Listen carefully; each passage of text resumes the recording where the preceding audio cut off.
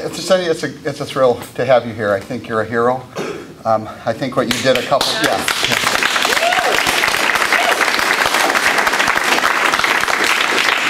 You know, in the Jewish and Christian tradition that we share is that those who prophesy against the principalities and powers often have a really difficult life.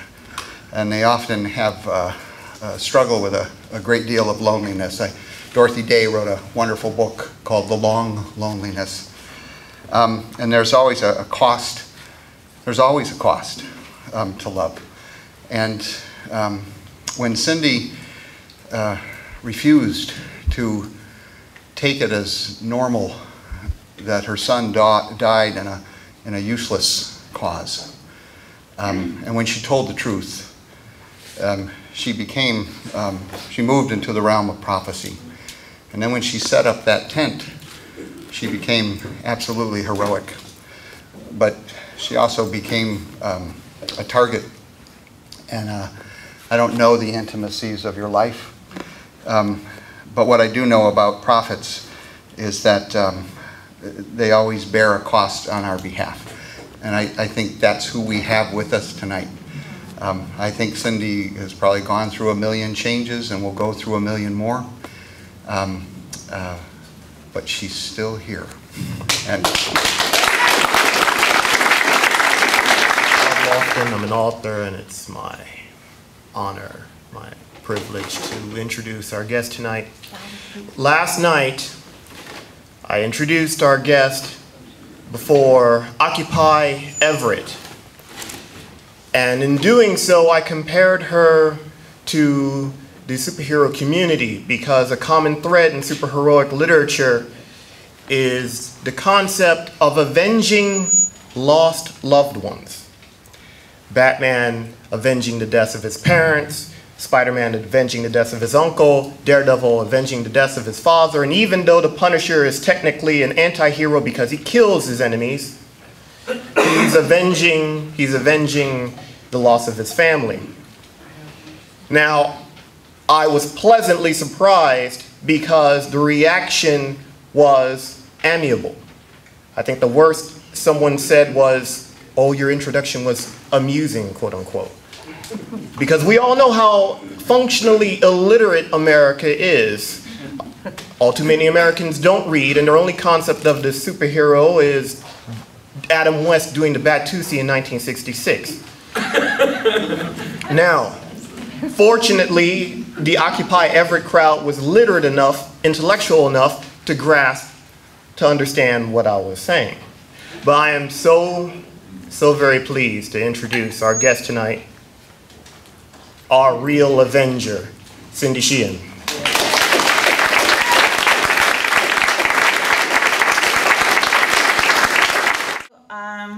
This is the last stop of my this current book tour.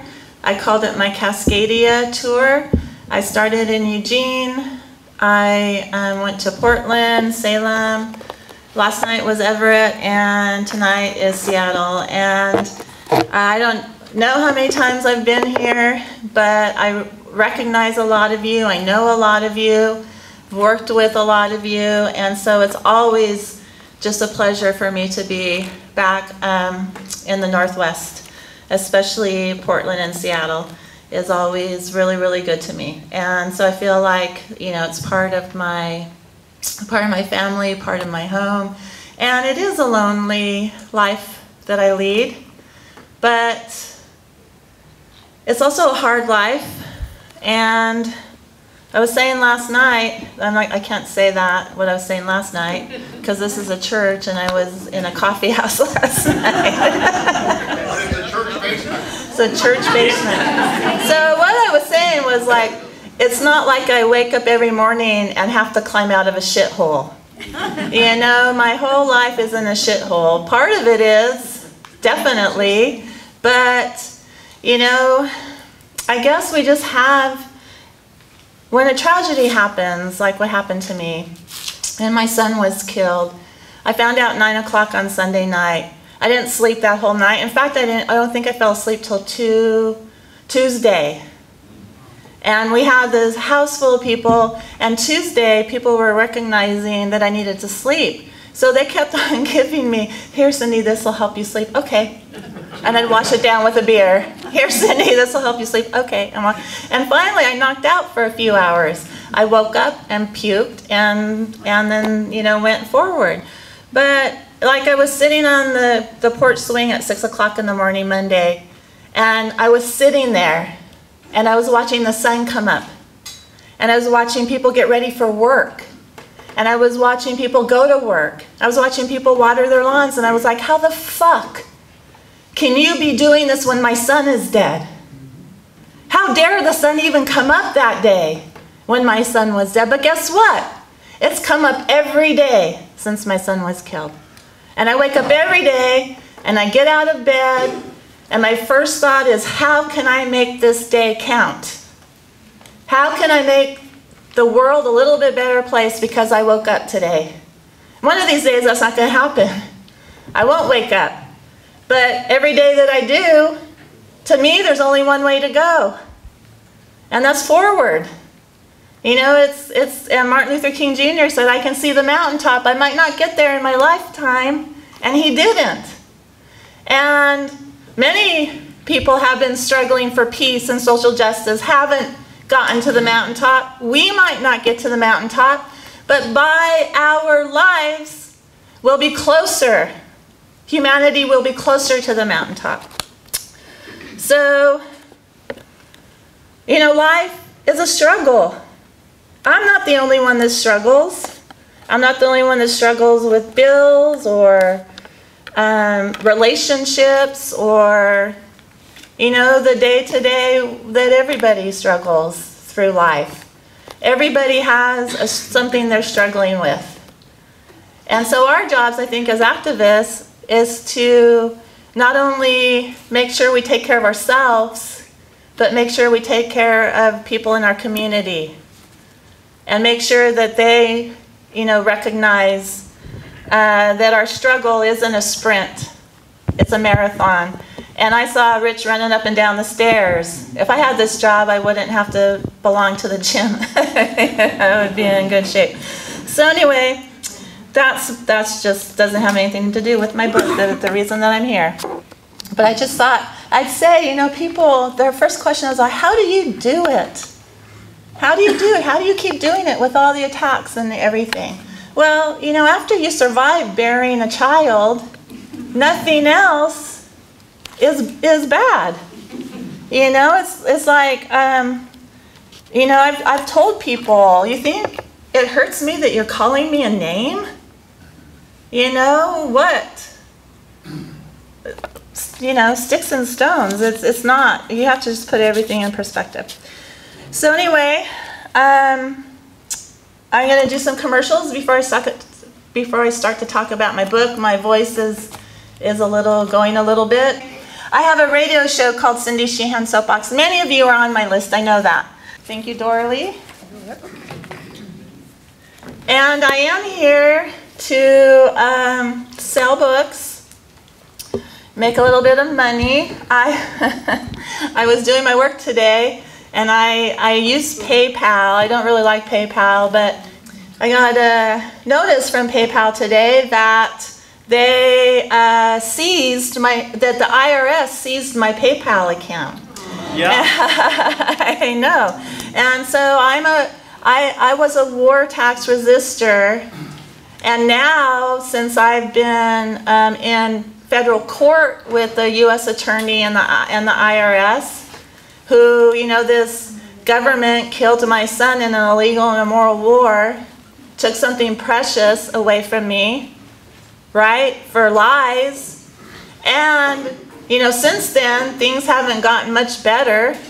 I refuse to pay for war and torture and oppression and the police state. So I won't, I just, you can clap, that's fine. And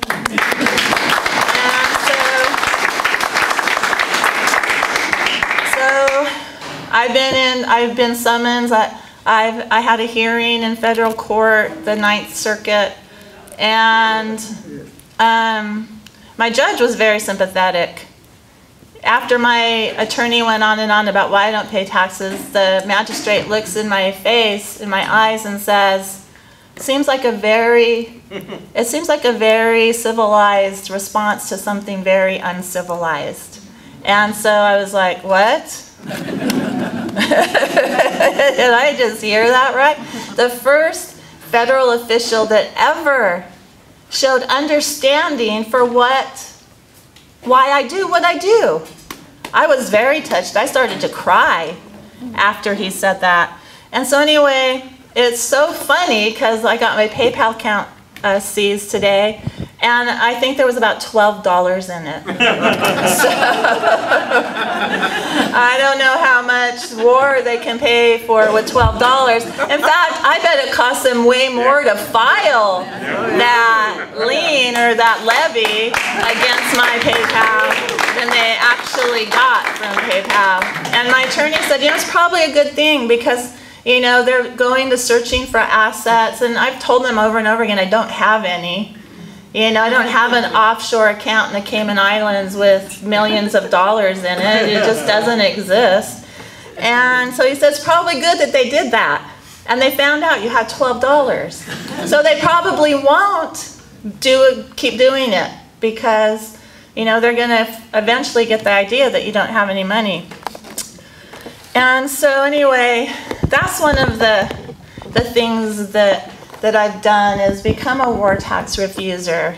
And it's very counterculture. It's very, separate from what most Americans are so terrified of the IRS. And the IRS can do bad things to people, right? It has done really bad things to people. But when I made a decision to be a war tax refuser, I made a decision to not participate in wage slavery, not participate in debt slavery, so I don't have to be a wage slave. So I live very simply. It's very precarious, but it's also very fulfilling. It's very fulfilling to try and volunteer to live as Henry David Thoreau lived.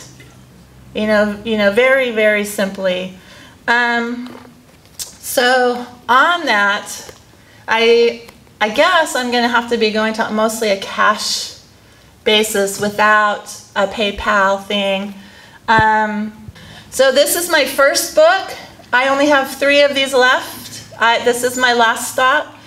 It's called Not One More Mother's Child. It's about my early activism, about being at Camp Casey and Crawford, about my political ideology back then. It's got pictures. This is $5. And this is my new book, which I will be talking about. This is $12. I have 4 left. So please, give as much as you can to keep me out on the streets and to keep this church doing very, very good things.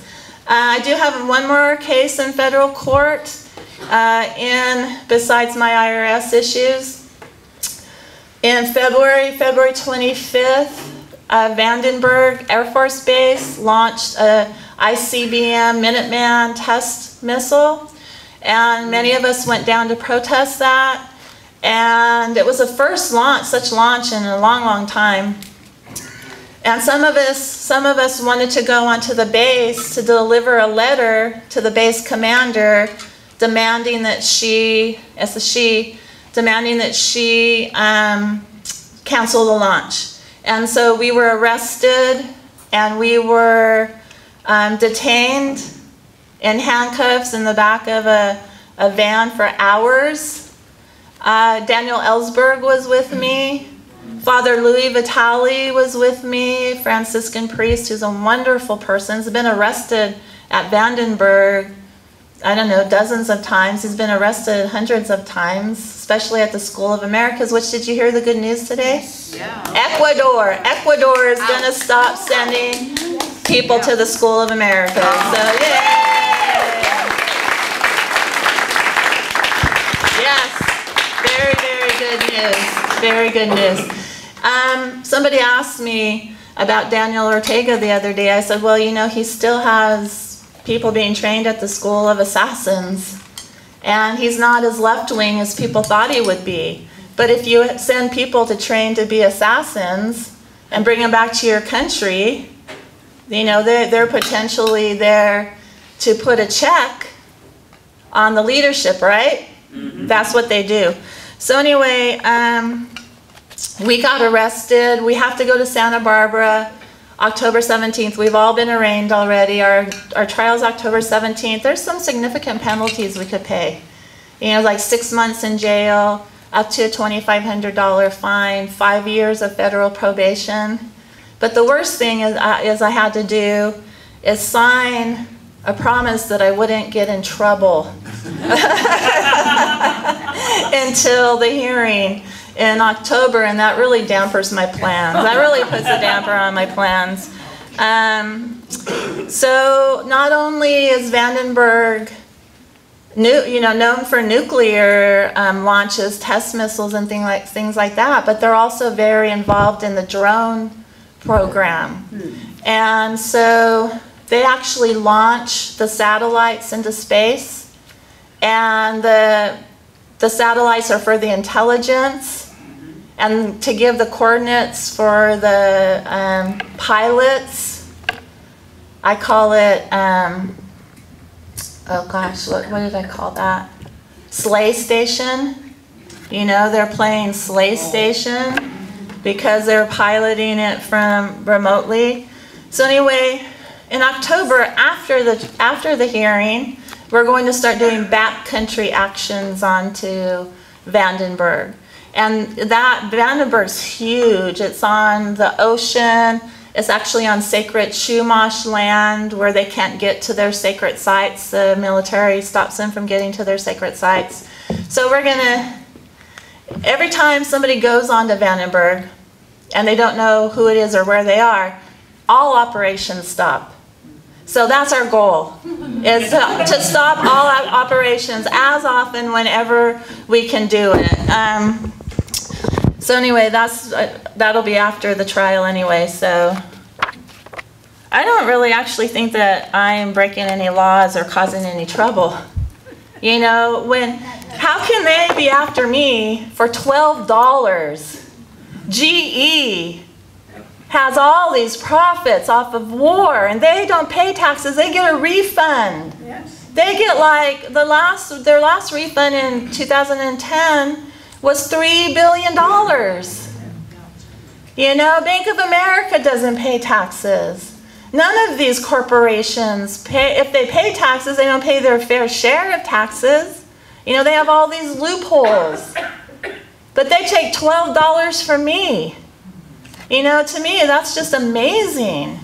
It's just amazing that they don't think they've done enough to me.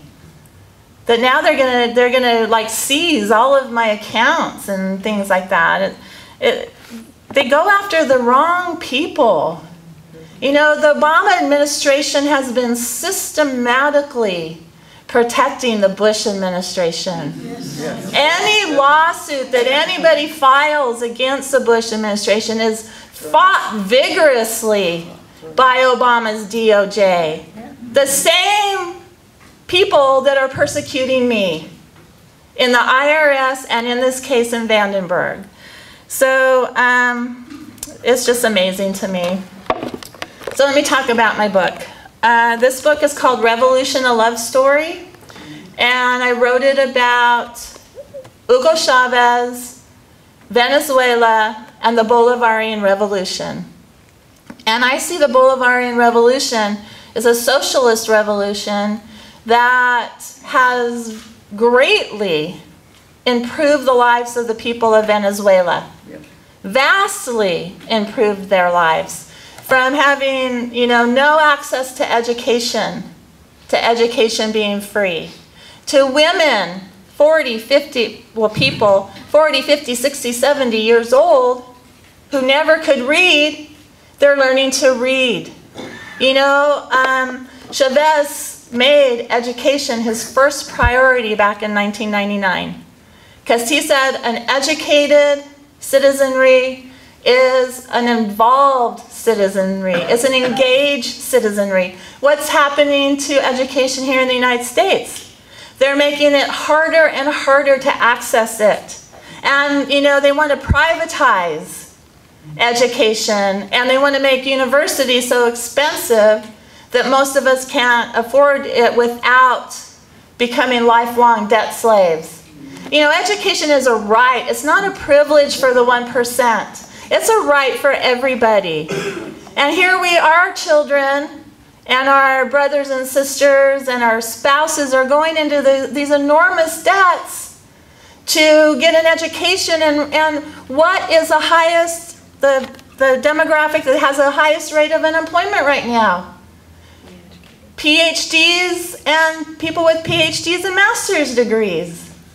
You know, they can't find jobs. There's no jobs available for them. So here, they're doing this, they're guiding education for the same reason Chavez is making it a priority. Because they know an educated citizenry is an engaged citizenry. You know, so Chavez wants that. Our 1% doesn't want that.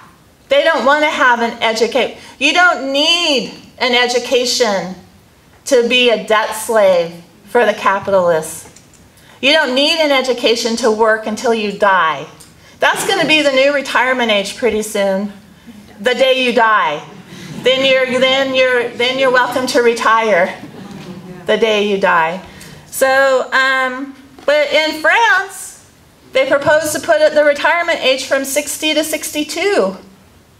And people took to the streets. They went bonkers. Even the young people went bonkers because they said, we don't want our grandparents working to this ancient age of 62. If only we could retire when we were 62, right? You know, and get vacations and get health care and, you know, a pension to be able to live. But of course, because of the so-called debt crisis, a lot of those benefits of living in Europe are disappearing. You know, they're trying to do away with more and more and more of their social programs that were a model for us here in the, not just a model, but we were jealous of the, and they still have a lot better than we do. But the people, I go to these countries and the people are complaining about what's being taken away from them to pay back the banks. Something super strange just happened in Spain that I don't really get. The banks needed $2.3 billion, so they loaned it to the government so the government could give the banks $2.3 billion. I don't really, like, that was something like that. I thought, what the hell? That doesn't even make sense. And so something like that happened. But anyway, in these Latin American countries with leftist presidents, those trends are reversing. You know, they're not going in the wrong direction. Since Chavez has been president, income disparity in Venezuela has been reduced by 50%. In the United States, it keeps growing, right? Where we have the widest income disparity of any first world nation, so-called industrialized nation. And we don't really actually know it because we still have a relatively high standard of living compared to the rest of the world. Correct? Yeah. So many people, I think capitalism here in the United States relies on our ability to pretend like we're rich, to pretend like we have money. What did John Steinbeck say? He said something like, socialism has never taken root in America because Americans aren't poor, they're just temporarily embarrassed millionaires. So they have to keep us thinking that we have prosperity. You know, when all the prosperity is based on debt. So anyway, why did I write a book about Venezuela and about Hugo Chavez and the Bolivarian Revolution? I had a chance to go down there, and the first time in January of 2006 to the World Social Forum. And one of the grannies, this granny right here, went. Did anybody else go to the World Social Forum in Caracas in 2006? Just me and that granny. And so I went to the Social Forum not even knowing what a social forum was. You probably didn't have the same thought I did. I knew it was the second one. They'd had one before. Right. Just the second one. Well, I thought the Social Forum was someplace where you went and had a big social. It's like everybody was going to get together and we were going to party and dance and network and get to know each other. You know, it's like this gathering of activists from all over the world, and that actually does happen there. A lot of that happens at social forums and U.S. social forums and regional social forums, but it's mostly about finding the subtitle for the World Social Forums is A Better World is Possible. So it is actually to promote socialism and find out how we can promote these ideas in our countries and our communities. I didn't know that at the time.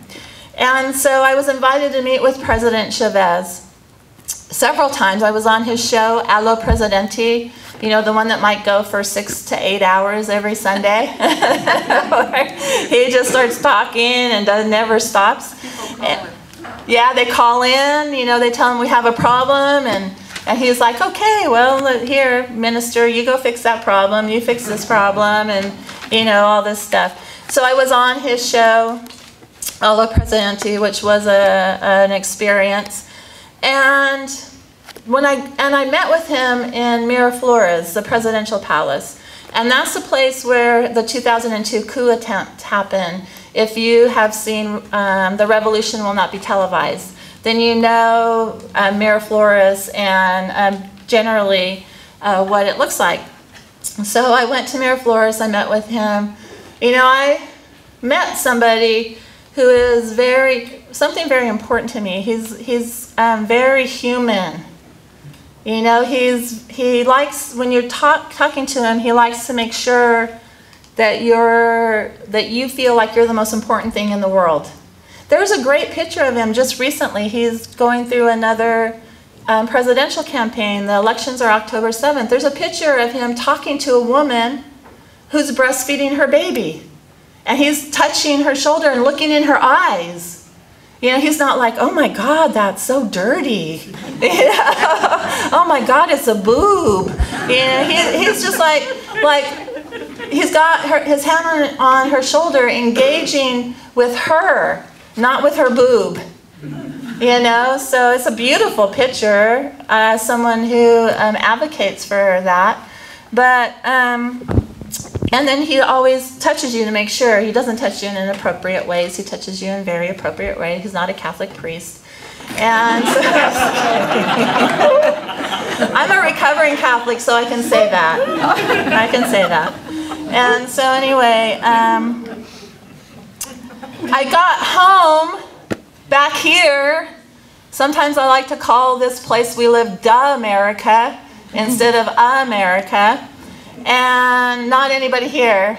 Everybody here belongs to Smart America. And so I got attacked. But I was always getting attacked. I always get attacked. No matter what I do, I get attacked. And you know, when I got a divorce from my husband, you would think that I was the only one in this country that ever got a divorce. Not like it's 60% of marriages that end in failure. And when you lose a child, that's almost like 75 or 80% of those marriages fail.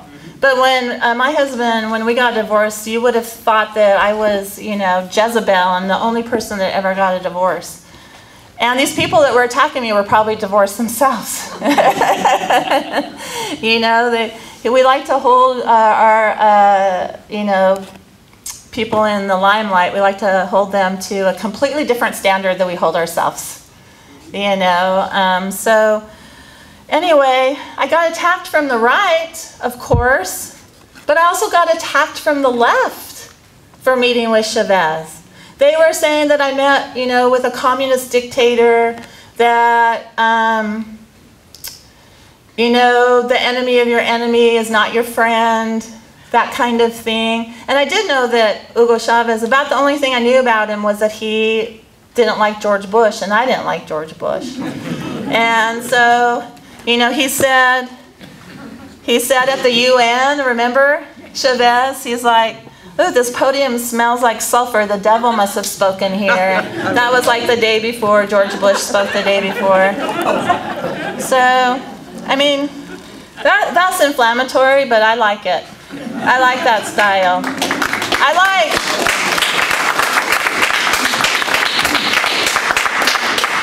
I actually like real people that aren't constantly being scripted.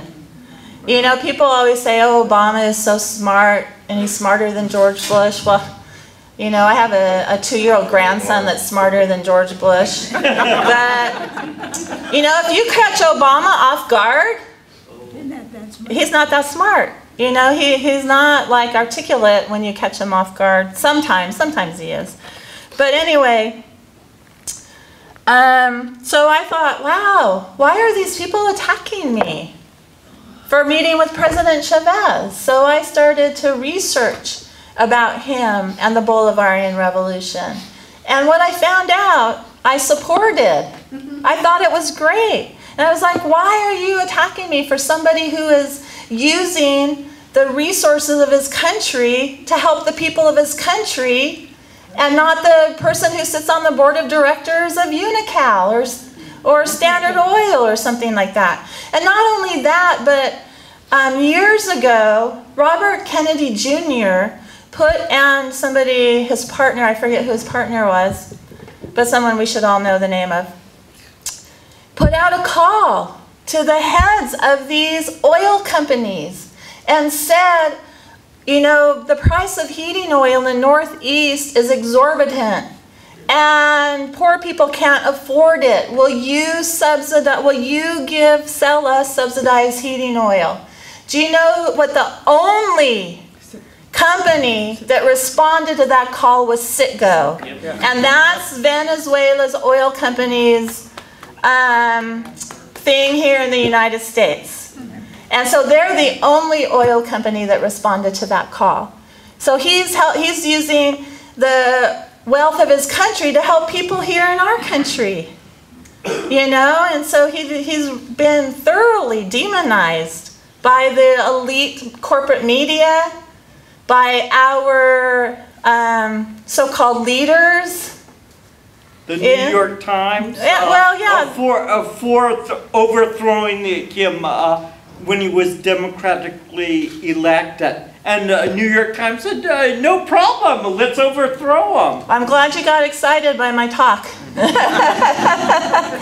And yes, I said the corporate elite media. The New York Times is part of the corporate elite media. It's one of the leaders in the corporate elite media. So what I found was somebody totally different than what our media portrayed. And what I found was a situation totally different in Venezuela than the media portrayed. And the only problem I have with President Chavez is that he's not socialist enough. You know, that there's capitalism based on an oil-based economy is still thriving in Venezuela. So they're trying to do this balance between capitalism and socialism. And the programs that are benefiting the people of Venezuela have cut in to the profits of the oil companies and the profits of you know, the other global corporations that do business in Venezuela. And people, like, for example, I am thinking about, and I'm getting a lot of support for this, but the support for this has always been in other states. But I'm thinking about running for governor of California. And you guys don't live in California. I'm going to run based on a platform of, you know, to tell the ideas of what a socialist revolution would look like. And this is what it would look like. Partially what it would look like. when I went to school in California, I was born and raised in California. I went to elementary school in the 60s. And we had a good governor. His name was Pat Brown. He's the father of our current bad governor, Jerry Brown. And education was a priority to Governor Pat Brown. So, you know, when I went to school, I tell my kids this. It's almost like me trying to tell them about the dial telephone. You know, we had a phone that was wired into the wall, and if you wanted to talk, you had to get up and go answer it. And, you know, you couldn't go out in the backyard with it unless you had a really long cord. And another thing is, if you called somebody and they were on the phone, you got something called a busy signal. You know, just I know answering machines, if the people weren't home, the phone just rang and rang and rang and rang and rang and rang. You know, all this. My kids are like, wow. Oh, gosh, who was your neighbor? The Flintstones, you know? And so, anyway, and education was good. You know, we didn't have to pay for music. We didn't have to, and it was available. Now, some school districts in California, even if the parents wanted to pay for music, it's not available. Music, drama, art, you know, home economics. I was always kicked out of my home ec class. I was not a home economics person. You know, wood shop, metal shop, auto shop. You know, not everybody wants to go to college. You know, some people want to learn a good trade that they're called to learn. So anyway, all that stuff was free. When I got out of high school, I graduated in 1975, I went right to community college and I paid $4 to go to that community college. And now it's astronomical. You know, state schools are still cheaper than private schools, but they're still, my daughter went to a state university and a state college. She gets out with her master's degree, $50,000 in debt. And she got a lot of grants also. You know, still $50,000, and I helped her out a lot also, $50,000 in debt, going to state schools. That's obscene. It's not right. You know, the first thing a socialist revolution would do would be to forgive all that debt. And that would pump so much money into our economy.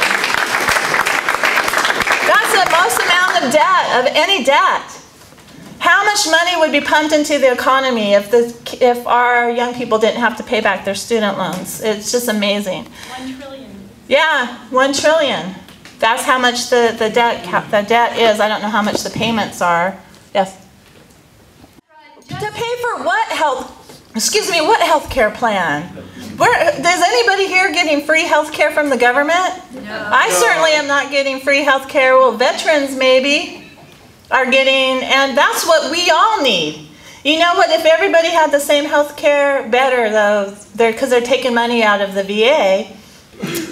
If we all had that same kind of health care that they have at the VA, they wouldn't ever have soldiers. You know, if education was free, they would never have soldiers. And if education was free, the people that didn't go into the military, they would be in the streets and they would be burning their draft cards like they were back in the 60s. You know, so this isn't like some accident, the collapse of our economy. This has been planned. This has been planned for decades to do this to our economy. If I were governor of California, when I went to school, corporations paid 35% tax rate. Their maximum now is 13%. So, you know, of course I wouldn't be a dictator governor of California, but I would convince everybody that we needed to reverse that. The corporations would need to pay 35% again. And and Jerry Brown and all the governors always say, well, if we charge them too much taxes, they'll leave. And Governor Sheehan, Governor Cindy would say, bye. We don't need you, but guess what? Your company's staying here. And your company now belongs to the people of the state of California. And that's what Chavez is doing. He didn't go in and just like nationalize every industry or everything.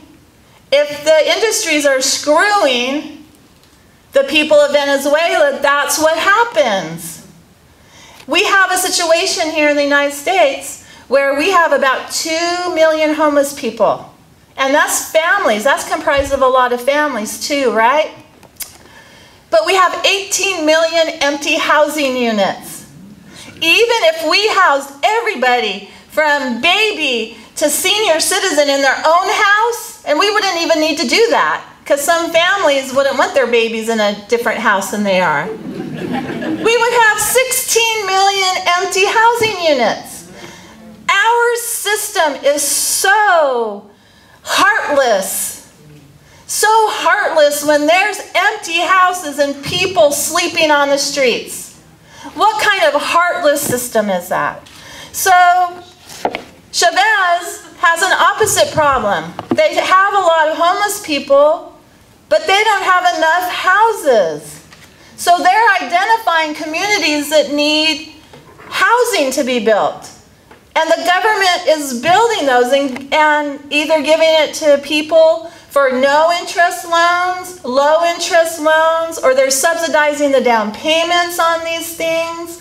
Or they're even saying, well, you have a house, but you need it to be refurbished. You know, your house needs work. So, you know, they're aggressively trying to correct the problem when it seems like our government is aggressively trying to exacerbate the problem. You know, it's like the banks get the bailout and we get left out in the cold, literally. You know, the bank lends you the money. Well, it actually lends you money that is imaginary, right? It's not even their money that they lent you. It's just pretend money based on your note. If you borrow $800,000 from the bank for a house, why did I say $800,000? If you borrow $80,000 from the bank for a house, they don't give you $80,000 so you can go pay cash for it. That money is just created out of thin air.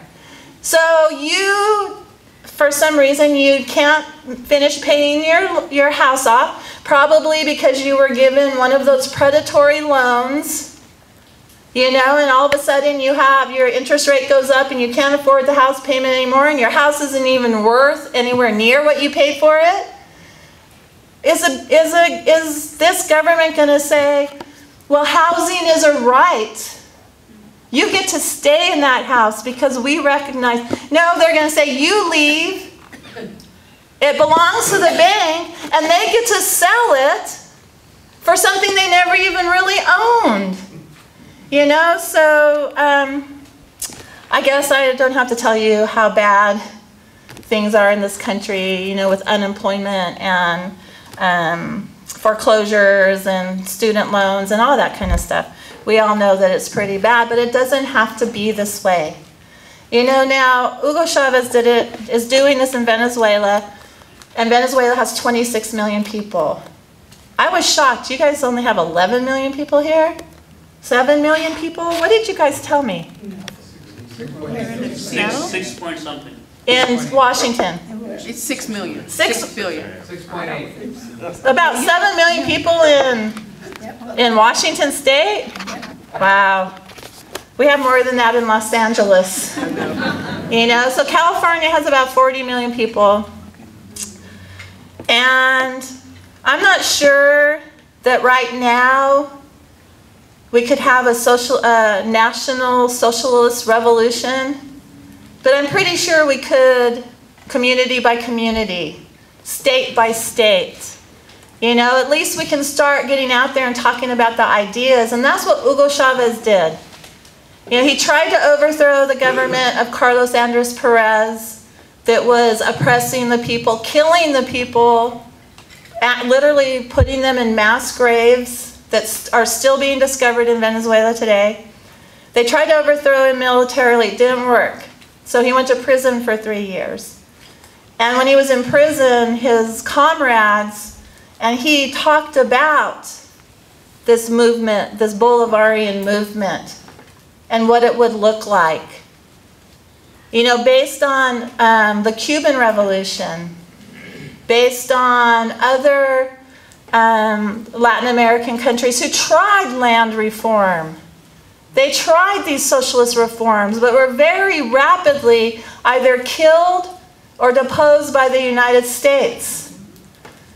And so Chavez got out of prison and started going around the country of Venezuela, talking to people, promising them that there is a better way to do things.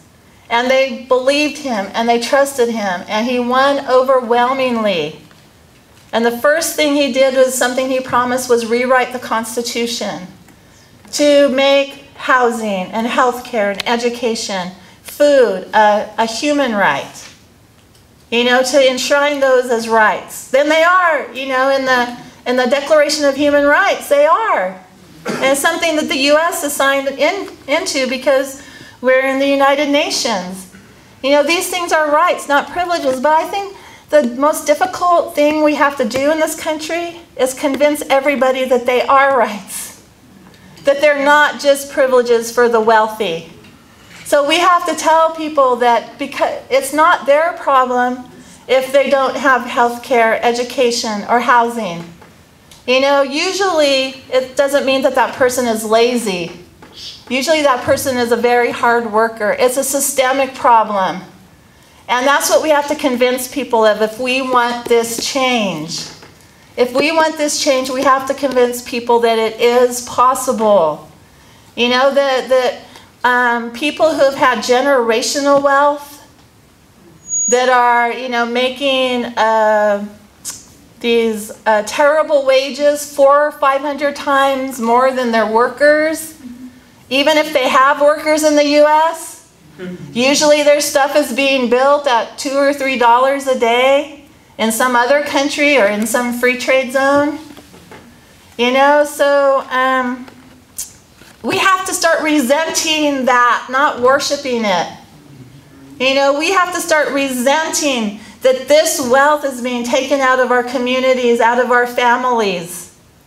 You know, it's been extracted, exploited out of us and our parents and our grandparents and our great-grandparents.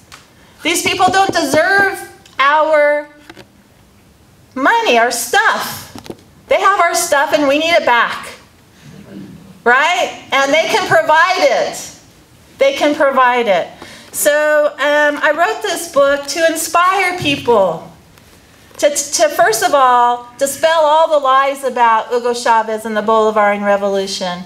They've tried to kill him, they've tried to overthrow him, they've tried to depose him, they've tried to unelect him. And when I say they, I'm talking about our government that has spent $80 million since his election trying to undermine him, trying to get him unelected. We've spent $80 million through the National Endowment of Democracy and USAID. Yeah, National Endowment of Democracy. Good old Ronald Reagan, right? Ronald Reagan's like, oh, and people are like, oh, endowments and democracy, that sounds really nice. So all of a sudden the U.S. is going to turn nice in South America now. You know, after hundreds of years of colonializing, of corporate and military colonization in Latin America, Reagan was going to make it nice. He was going to be a nice guy. So, so we owe them the truth. But we also, you know, Latin America is very exciting right now. You know, there's a lot of leftist leaders that need the energy of a movement behind them. And the people are there. The people are fighting against privatization of water. They're fighting against GMOs. They're fighting against destruction of the rainforest. They're in the trenches, literally. They're fighting. Colombia is the most dangerous place to be a labor organizer right now. Many labor, so they're fighting for labor rights. And they're doing it in a very brave and militant way. And what are we doing? Shopping? Well, not me. I lost my $12. I can't shop anymore. You know, all those luxuries I buy myself, like food. And, you know, so, you know, our protests can be very boring and very polite. But still, if they're boring and polite, there's an overwhelming response a lot of times from the police state, right? You know? And I'm convinced that at least 90%, if not higher, of any trouble that starts is caused by the cops.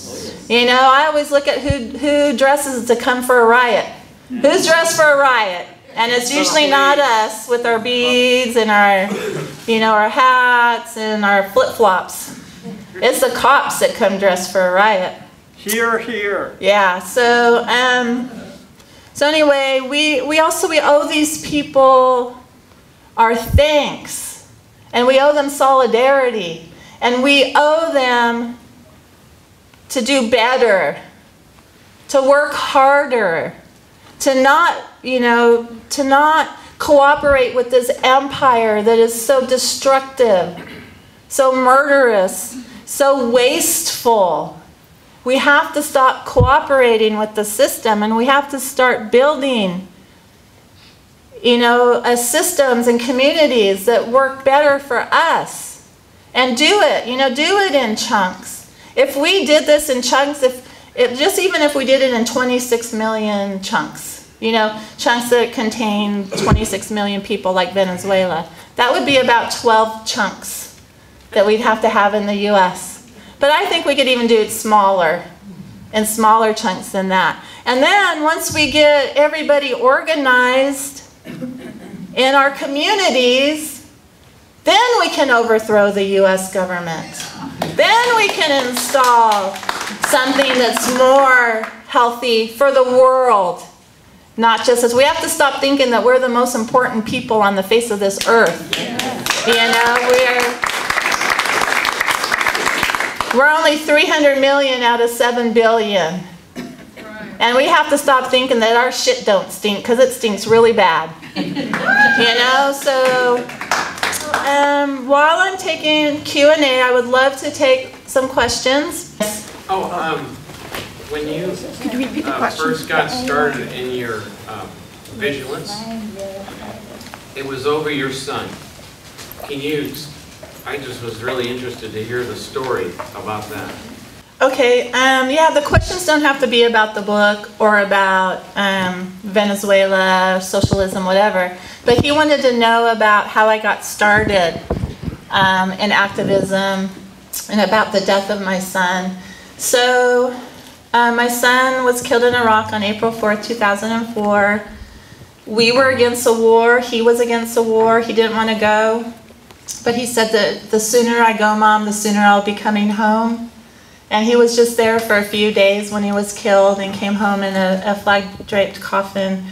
And I wasn't an activist before he was killed, mostly because I didn't know that there were anything happening till after they happened. Right? I would be at home and I'd hear there was a big rally in San Francisco in a march that day, but I didn't know about it before it happened. So naturally we were devastated, and being against the war, we were doubly devastated. It's like our son was dead for lies, our son was dead for profit, our son and our brother.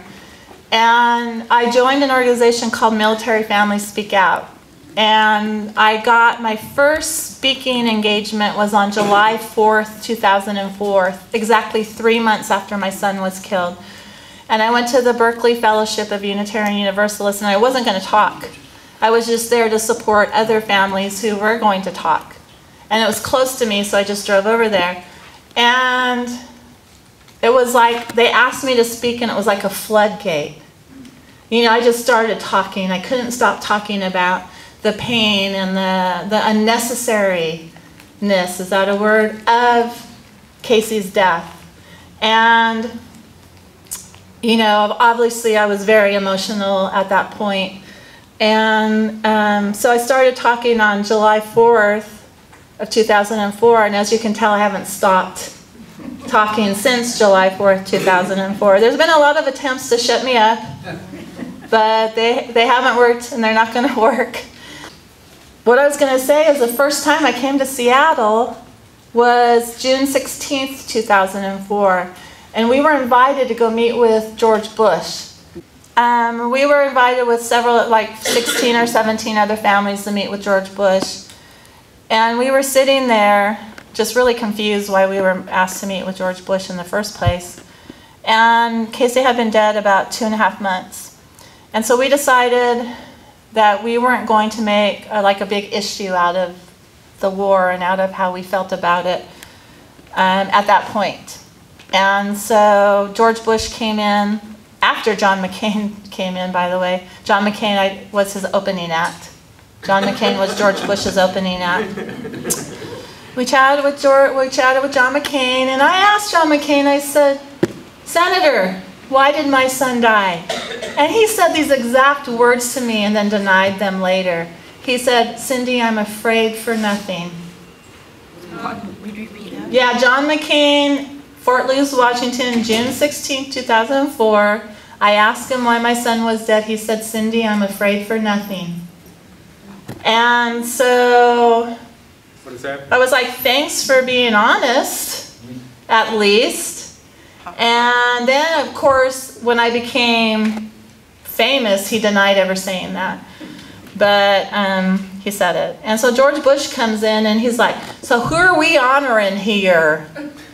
And we were like, "You don't even know? You know? You don't even have an aide that can whisper something in your ear, like this is the Sheehan family, their son Casey was killed."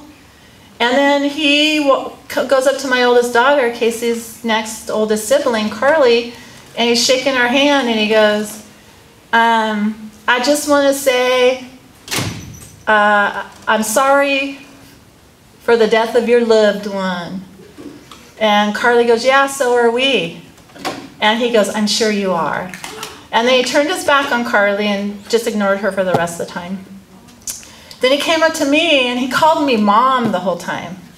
It was like, "Hey, Mom, you know, I can't imagine losing a loved one." Do I do a good impression of him? I spent a lot of time in Texas, by the way. You know, I couldn't imagine losing a cousin or an aunt or an uncle.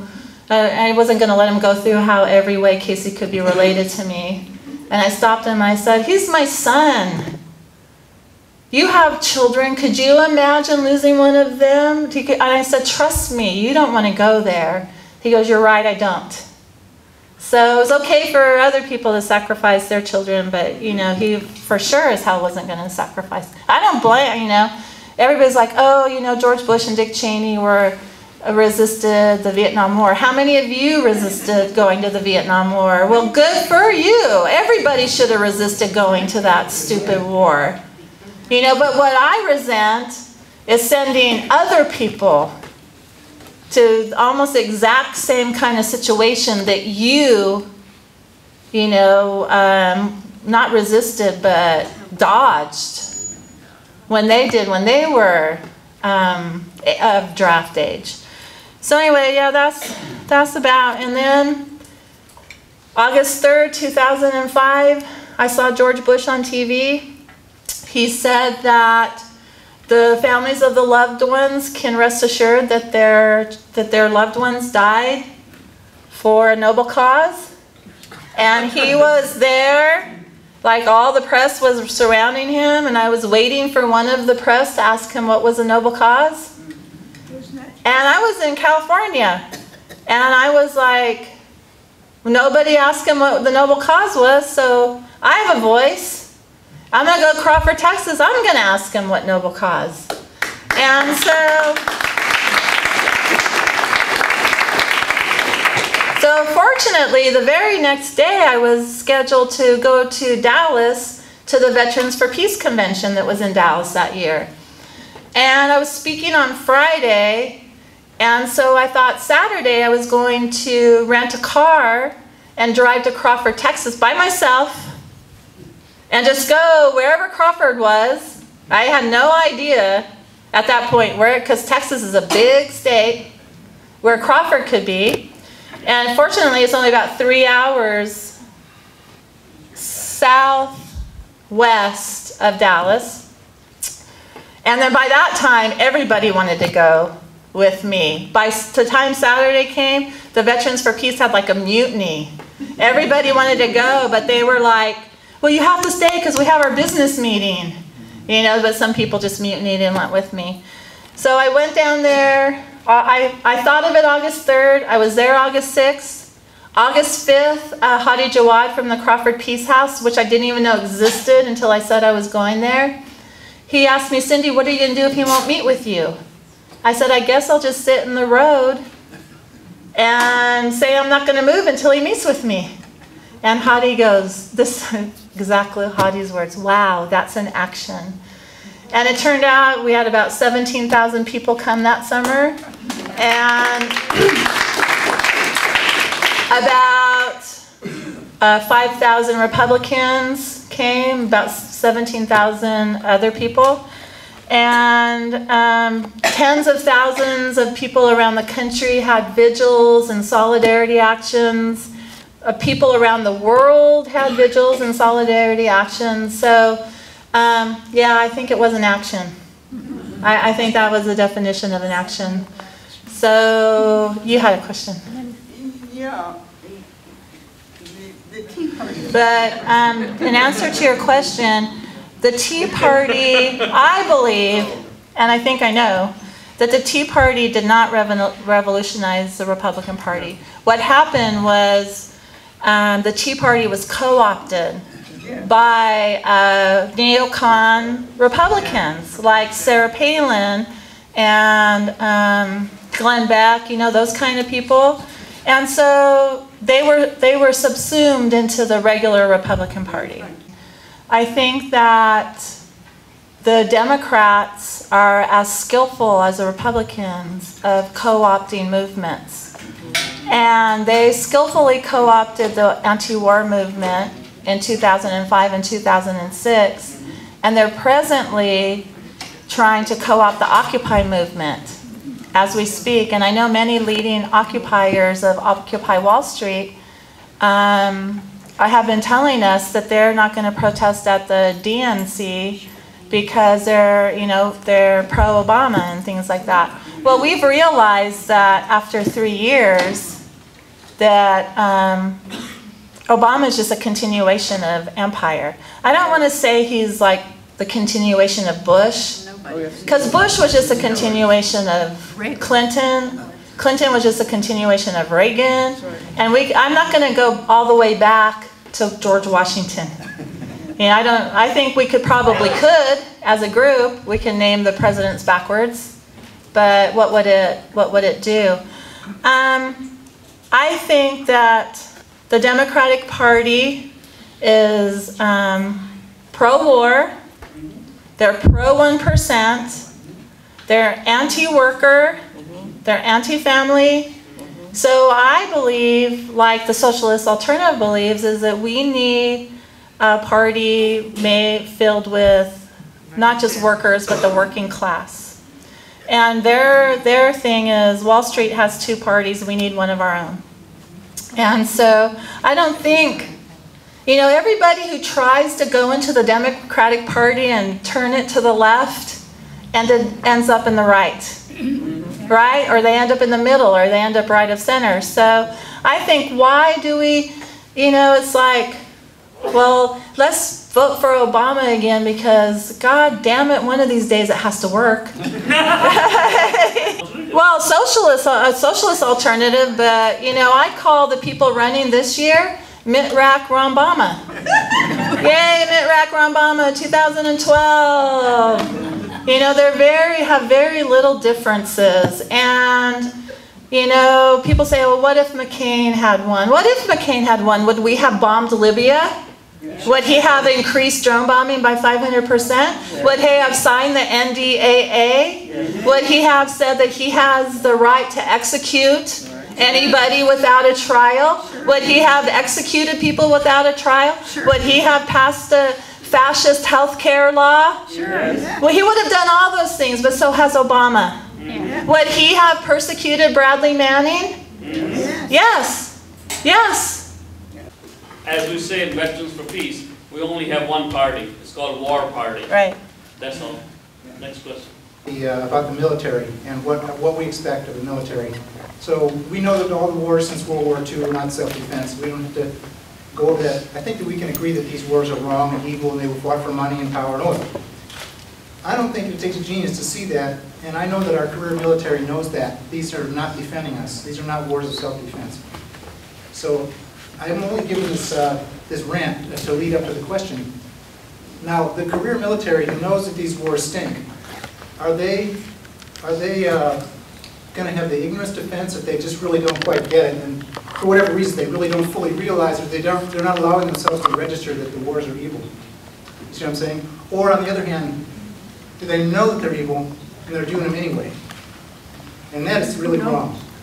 So which is it? Is it the ignorance defense, or is it that they actually know? And I they don't actually think. understand what they're doing? I don't think that to the 1%, the war machine, the media, the government, I don't think they base their decisions based on good and evil. They base their decisions on ka-ching or cha-kang, you know, ka-ching or ka-ching ching ching. That's what their decisions are based on. They're very amoral. We consider them evil. We consider these things bad and wrong. They don't think like we do. You know, so, and who's going to hold them accountable?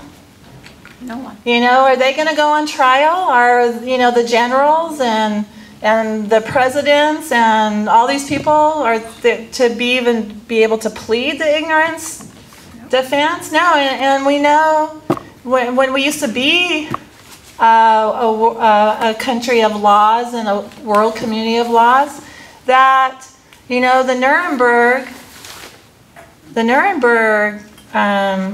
trials showed that wasn't even a defense anyway. So, you know, our leaders need to be Nuremberged, I think, for sure. But who's going to do that? Who's going to do that to them? Yeah, it's going to have to be us. I mean, not that we're going to have trials and execute all of these people. French Revolution, but, you know, who knows? My question was about the military, not the 1% rulers. Well, the military, the leadership in the military are in collaboration with the 1%. I call them the robber class. I don't like that terminology, 1%, 99%. Because the 1% couldn't stay in power without this vast infrastructure support system they have through the military, through the police, through the media, you know, through the government. Not all those people are 1% income earners or wealth holders, right? So it's a class thing, not a 1%, 90. It's not about income solely. You know, it's about the working class. Sometimes, and oftentimes, police, I call them working class traitors. You know, because they're supporting the 1% and they're gassing us and knocking our heads all over the place. So yeah, we can't, you know, think like they do because they don't think like we do. So Right. yes. Well, with the militarizing of our police, that was a new revelation for me. But with everything that you've known that's been happening since the last 10 years, would you say, or expand on this, please, about the One World Order being fast-tracked? Because it seems that way to me. Are you talking about the New World Order? I always joke that I want to have a Bilderberger, a vegan Bilderberger, hold the mayo with a New World side order. A New World side order of sweet potato fries. One World. But I think 9/11 fast-tracked this global attack on us. attack on the working class, attack on poor people who happen to live in resource-rich areas, not just gas and oil, but minerals, water, and natural gas. You know, it's no coincidence that Obama is greatly expanding AFRICOM with 6,000 troops. That Africa has that has been discovered, especially Uganda and the Ivory Coast, with vast oil reserves. What a coincidence, right? If they made like something like popcorn, you know, I don't think we'd be so interested in them. So I think 9/11 did fast track this program of globalization for sure.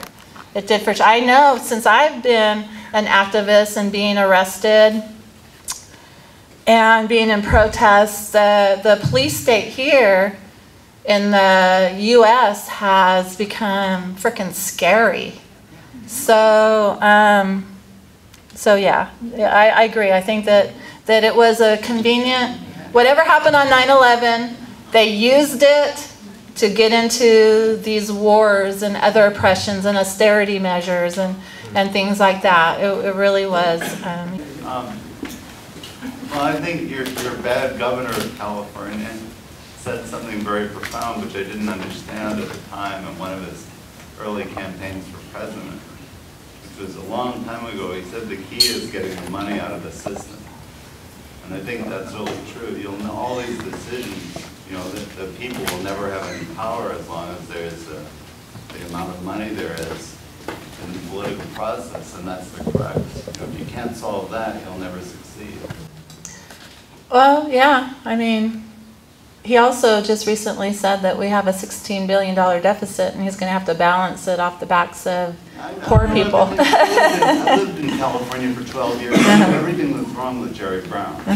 But the point is, and I also know that the legislature passed why Obama does what he does. Yeah, I Why agree. it's always the same. We know. We know, yes, I agree. We know this. You know, we know that Goldman Sachs gave more money to Obama than they gave to McCain. But they gave a lot of money to McCain. So Goldman Sachs always wins and we always lose. You know, the robber class that I call them always wins and we always lose. So what do? Do we go to the people who are kept in power and say, please, will you stop? Or do we start locally organizing? I think we have a better chance to stop it here in our community than we do in Washington, D.C. And once we can stop it in our community, then we can spread it to Washington, D.C. So I'm saying if you're working on national or international issues, keep on doing it. But realize that the true change is going to happen locally. And put a lot of your energy into doing local activism too. Then who was next? I'm ex-military, and well, firstly, I'd like to thank you for your books, and secondarily, with regard to Todd's question about the military mindset. Military has a thing called TRADOC, the Training and Indoctrination Command. It's a intensive mind control, psycho-ops operation, and they get that impressionable young male mindset to believe all that schlock. And if it doesn't work, they'll just put you out, or put you out into the airplane with having sabotaged your parachute. Yeah. There's been some like Casey's fellow soldiers who and journalists who were there on April 4th when he was killed, who have told me that it was friendly fire that killed my son. And he was telling everybody before he went that he wouldn't be able to kill. You know, he was just saying, they're not my enemies. I'm not going to be able. He was ordered to go on a mission, and a few minutes later he was dead. And he was supposedly ambushed from up here, but a bullet got in the back of his helmet. and just scrambled. It was a Kevlar helmet, so it ricocheted all over in his brain and killed him. So I'm thinking, how can, if he's ambushed from up here, how does a bullet get under his helmet? So, you know, I don't think I'll ever know what happened to Casey, but I think they identify people like that as dangerous to the unit because they're not bloodthirsty killers, and you know, they might do something like stop a car instead of run over a child, you know, and that they identify that as dangerous. And you know, I've been told by many people that might have been what happened to Casey. Much change occurred after September 11th. I'd like to know your view of what actually did happen. Do you believe the government's story? Independent investigation. And I have called for an independent investigation of 9/11 because I don't believe the government story because it was a government story. You know, it came from the George Bush administration, and it's pretty obvious to me that there's something fishy with that. And of course, the 9/11 Commission was totally bogus, you know, and I do feel we need an independent commission about what happened on 9/11. Tom Hartman talks all the time about the attack on the Commons. I totally agree with you. I wrote a book in 2009 called Myth America, the 20 Greatest Myths of the Robber Class and the Case for Revolution. And my very first thing that I propose is that we need to rebuild community. You know, when I was in like elementary school in the 60s, running around my neighborhood, it's like everybody there thought they were my mother. You know, it's like I couldn't get in trouble because everybody knew me and they'd be calling my mom and telling on me or whatever. And that was a good thing. That's a good thing to have community. You know, I felt like I lived in a police state back then with all the mothers comprising the police state. But, you know, that's a real community. Nowadays, we're locked in our little pods. You know, we go from one pod to the pod that moves, and we move to the other pod where we are wage slaves because we're debt slaves, and then we get back in the moving pod and go back to the pod that we sleep in, and we never interact with anybody. What I thought was the best thing about Occupy was people were getting together and they were talking about the problems and solutions to the problems. When we are in our little pods like this, if we're having a problem, we think we're the only ones in the world that have that problem. But what if we went down to like the coffee shop or the pub and started talking to our neighbors, and we found out we weren't the only ones? We might start thinking that there's a problem with the system, not a problem with us. And we might start fomenting revolution. And that's what happened in Occupy. It was wonderful. And it's still happening. There's many active Occupies that are still doing. And another good thing about Occupy is it was community. And it was like, what do we need in our community? It's not like what Occupy Wall Street was dictating to Occupy Everett. It's Occupy Everett saw what needed to be done in Everett and did it. So that's the beautiful thing about Occupy. And hopefully out of that will arise people who got the very positive experience and feeling from community. And they'll still want to keep that and keep that going. And it doesn't have to be the community where you live. It can be the communities that you affiliate with, your anti-war community, your anti-capitalist community, whatever community that you affiliate with and like. Yeah, I don't necessarily like my neighbors, but I like you guys here. So, you know, yeah, I think that you're like spot on with that. People consume a few minutes of news every day, and they're not like us. You know, they're not like researching stories and current events, and they don't hear a lie and then know automatically. So if I'm watching CNN and CNN says something, I automatically presume they're lying. Automatically. Everything they say, I presume they're lying, and then I go out and find the truth. And guess what? Most of the time they are. If they're not lying, they're omitting a lot of things. They're omitting a lot. I watch it because I have to know what the propaganda is. I have to know what not to believe, and it tells me what they think I should care about, shows me what I shouldn't care about. You know, they think I should care about celebrity weddings or celebrity divorces or celebrity deaths or whatever, you know, not about real substantive issues. So we do need to, because we can watch it because we know it's bullshit. And we can start telling other people that it's bullshit. And last question. So I'm wondering, like, how much flack you're getting for bringing up socialism. And I'll just say, I'm a member of Social Alternative. I was one of many of our members who went out and tried to get signatures to get Shama Sawant on the ballot in the 43rd District. And when we'd approach people with like, hey, would you like to, you know, sign to get an anti-cuts candidate on the ballot, they'd be, you know, and it sounded like we were hiding our politics.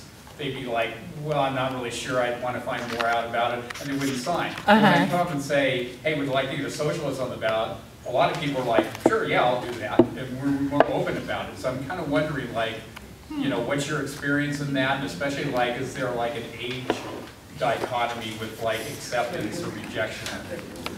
Well, it's really hard because the terms have been so misdefined. Like the right wing is screaming about Obama being a socialist. And David Rovix has a song called If Only It Were True or something like that. You know, he's like, you know, they were afraid that he was going to get in and he was going to do this and that and appoint Chavez as his vice president. And Dave's like, if only it were true, if only it were true. And so I get, you know, not so much. I don't get so much flack anymore about talking about socialism. Of course, most of the right wing, when they attack me, you know, subject line is, why don't you shut up, you communist, you know? And so I asked them, I said, what do you even mean by calling me a commie? And they don't know, someone who hates America. That's their definition 100% of the time. So one of these chapters in my book is called I've Got Your Ism, and it defines socialism, communism, and capitalism. The definitions don't mean anything anymore. If Hillary Clinton's a liberal, then what am I? You know, so if Barack Obama is a socialist, I don't even know what we are. You know, so and also too is that I'm glad you're finding the experience, because usually we have to define a program. Like, would you be for this and this and this? And people are like, yeah, you know. And then when we tell them that socialists are like, oh no, I'm so against socialism, you know. So I'm glad when you ask people to sign for socialists, that they're really receptive to that. But of course you live in the People's Republic of Seattle, so I'm not really surprised about that. So thank you all for coming, and I'll be up here.